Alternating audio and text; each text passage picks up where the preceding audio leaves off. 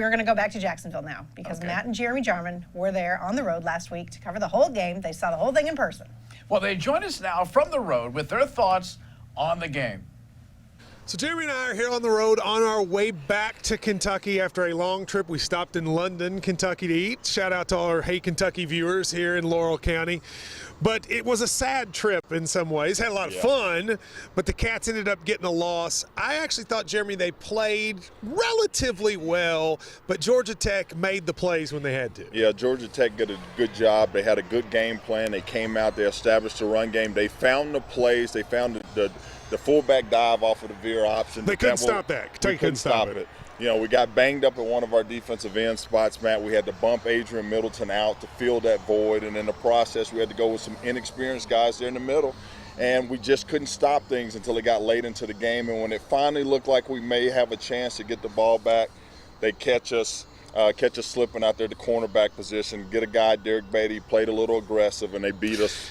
Yeah, I mean, I think the difference in the game are just literally individual plays. You had the fumble to start the game, so that you just gave them 7 points. You get a kick blocked, all right? You get a penalty where they have it stopped, and then you get a face mask, puts them in field goal range. You have the play you're talking about at the end. There's the 4th and 1 at the 5.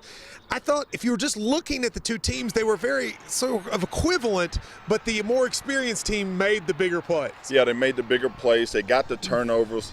Georgia Tech put the ball on the ground a few times, but they were able to recover those. We weren't able to capitalize when they put it on the ground, but unfortunately, they were able to capitalize when we did, so that was the difference. After the game, a lot of the players talked to the media and Mark Stoops. They were disappointed in the result, but also positive about the year. Check it out.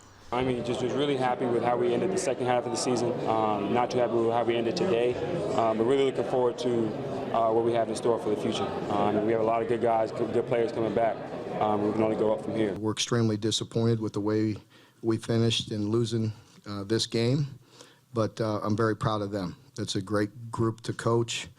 There's a lot to build on, and I'm very excited about the future. I haven't been to a bowl game in a minute. You know, the environment, practice, everything, it was just new. It was so new, but now I know, and for the future, we got bowl games coming. So after that performance, there is, however, things to be positive about. And let's start with the crowd. I mean, the Big Blue Nation showed up in mass for that game. 30,000 UK fans.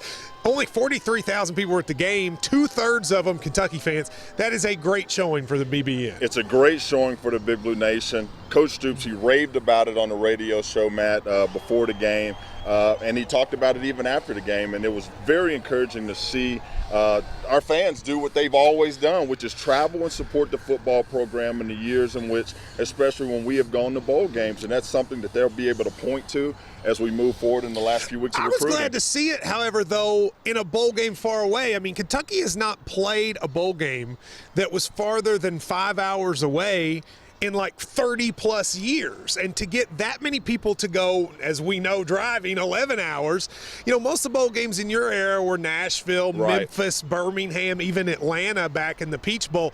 They now got and showed that Kentucky fans can be like these programs, and if the game is good and the Cats make it, they'll go. Absolutely. So next season, when Coach Stoops is able to take this team to newer heights, we get past that 7-win margin. I think that those out-of-town bowl sites, they're going to want to see us. They're going to want to see us. I agree. Now, for next year, a lot of people back.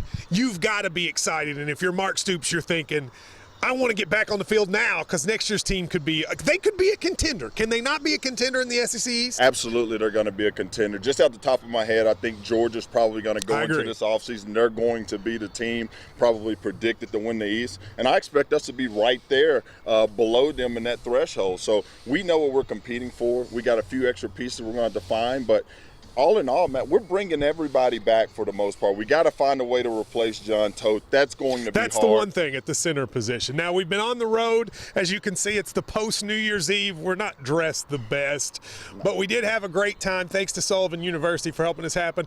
I'll be back in studio tomorrow. Jeremy, we'll see you down the road. Lee Cruz and Mary Jo, thanks for hanging with us, and I'll send it back to you. Well, he looks good, doesn't he? Were they at a landfill? What kind of, couldn't they do it from the stadium? What is that about? What is a weird place? In case you're wondering, Matt's going to be back on the show, as he said, tomorrow night with our good buddy Steve Romines.